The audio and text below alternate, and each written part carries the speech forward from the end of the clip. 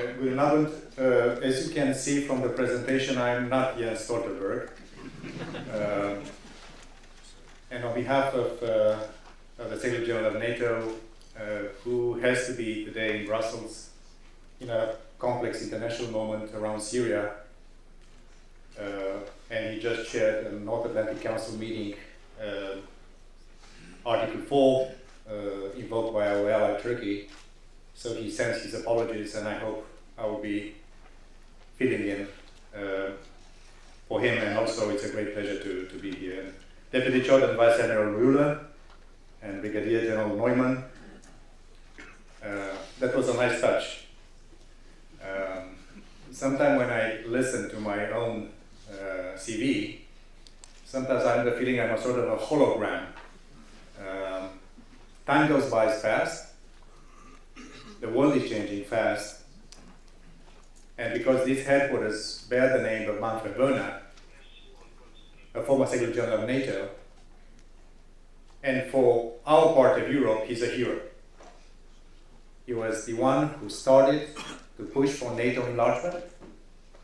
And if today, 30 years since the fall of the Berlin Wall, we see roughly 100 million free citizens of Europe rejoining the West, it's also because he made such a fantastic mark on modern history. For us, he's a hero. For Germany, he's a hero. And I'm also happy to be here with all of you in this exceptional facility in Hamburg. Officers, ladies and gentlemen, thank you so much for inviting me here today. It's an honor to meet the next generation of NATO's leadership and to meet so many of our friends and partners. I know that many of you, men and women, you have served or you will serve in NATO's missions and operations around the world. So first, let me thank you all for your bravery, your dedication, your professionalism. We are here at the Clausewitz barracks. I've seen his portrait in the other hall. The ultimate military thinker in human history. And of course, being here, seems there is a sort of a unspoken and unwritten rule that anybody addressing this prestigious and auspicious occasion, we should quote Clausewitz, which I will do. And I quote, and this is important for you future leaders of the militaries, and why not even politics of your nations. And he said, if the leader is filled with high ambition, and if he pursues his aims with audacity and strength of will, he will reach them in spite of all obstacles. What better definition of leadership? What better definition of the ingredients that make future leaders? And I'm convinced that the fantastic education you receive here, and I hope this will continue all over your careers, will make you proud inheritance of the wisdom and fantastic reach of Clausewitz. But things changed since his time. But this sentiment remains true, and NATO's high ambition is to maintain peace and security. We are a defensive alliance. And this General Staff College, in a very practical way, is about achieving that high ambition. It represents the best of the NATO alliance. You are the best of the NATO alliance. You also have partners and friends, I hope, from all over the world.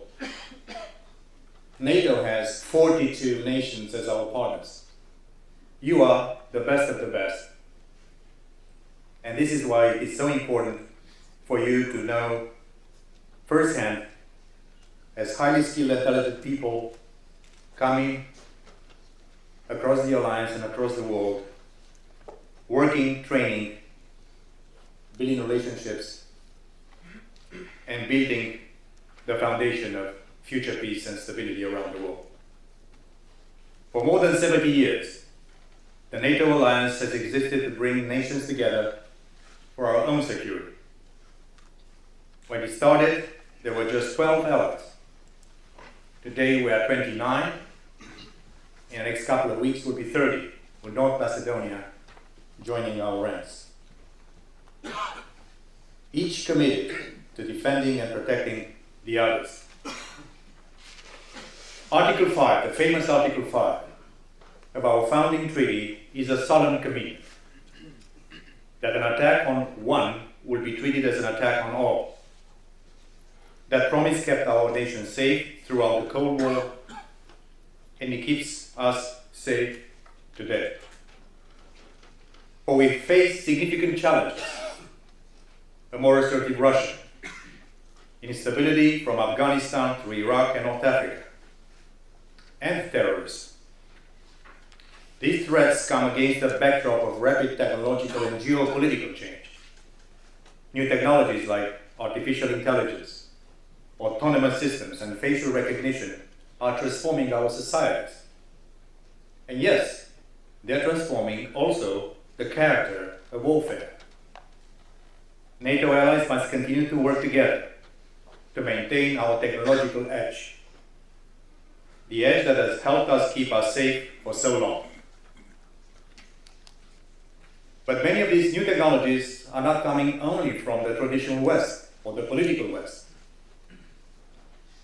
New technologies are being led today by China. China has rapidly become the second largest economy in the world. But it also has the second largest military budget in the world. And the ambitions, which are stated, are quite explicit. So we need to respond, adapt, and engage with China. Our world is increasingly complex and uncertain.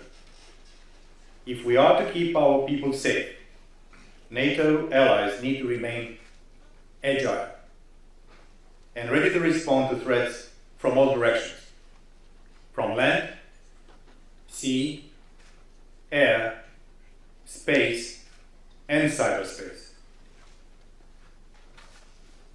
In 2014, Russia illegally annexed Crimea, and we saw the rise of ISIS. NATO allies responded. We have increased the size and readiness of our forces. We are delivering on our new NATO readiness initiative to field 30 air squadrons, 30 combat vessels, and 30 land battalions within 30 days. And last year, we set up 2 new NATO commands. One right here in Germany, in Ulm, and another in Norfolk, on the east coast of the United States, to improve our ability to move our forces rapidly across Europe and across the Atlantic. Germany itself is doing more. It leads NATO forces in Lithuania. It supports our deployment in the Aegean Sea to deal with the migrant and refugee crisis. And it's the second largest contributor to our training mission in Afghanistan. We are grateful to Germany for their efforts. Many challenges remain in Afghanistan. But as you have all witnessed and seen, we are now closer to a peace deal than ever before.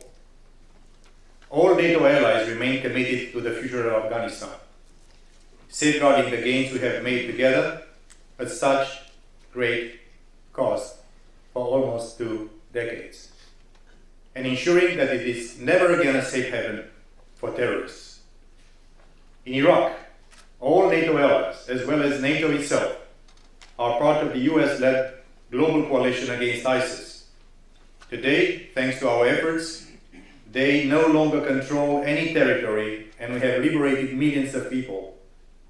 But ISIS remains a threat, conducting terrorist attacks in the region and around the world. So, at NATO, we have decided to enhance our mission in Iraq. And we are looking at what we can do more, both in Iraq and the broader region. As well as guaranteeing our security today, NATO is preparing for the challenges of tomorrow. We have updated our standards for resilient civilian telecommunications, including 5G. And we have declared space as a fifth operational domain, along with land, air, sea, and cyber. But of course, our freedom and security do not come for free. This is why all allies have stepped up their investment in defense, with more cash, but also with new capabilities and contributions to NATO missions and operations. European allies and Canada have increased defense spending for 5 years in a row. By the end of 2024, they will have added an additional $400 billion to their defense budgets. And Germany is increasing its defense spending by 80%. We invest in our defense not only because it is right and fair that we share the burden transatlantically for our common security, but because it is also in the national interest in each and every ally to do so. Ladies and gentlemen, in a world that is constantly changing and increasingly challenging, the best way to maintain our peace and security is to stand together. The NATO alliance is the most successful alliance in history because we understand that we are stronger together than apart. You are the future military leaders of our alliance. So as Clausewitz encouraged all of us, be ambitious, be bold, be strong, and you'll surely achieve your goals and defend and protect the supreme interests of your nations, and defend, protect, and make this fantastic alliance of ours endure for many more decades to come. You will surely achieve your goals. The very fact that you're here in this incredibly important institution of high-level education is a proof of your ambition, of your talent, and of your future careers. Continue to invest in yourselves. Continue to believe in our values. Continue to believe in freedom, in human rights, in the rule of law. These are the fundamental pieces of NATO. This is what the Washington Treaty is all about. It's not only about common defense and Article 5, it's about free nations coming together and solemnly swear to defend each other at all odds. It's a privilege for me to be here today with you. And please count on me, on Secretary General Stoltenberg, and all of us in NATO to be your faithful partners. It's a privilege to be here, and I'm now ready to be cross-examined by questions and answers in the next period of time. Thank you so much for inviting me. It's a pleasure and an honor to be with you. Thank you very much.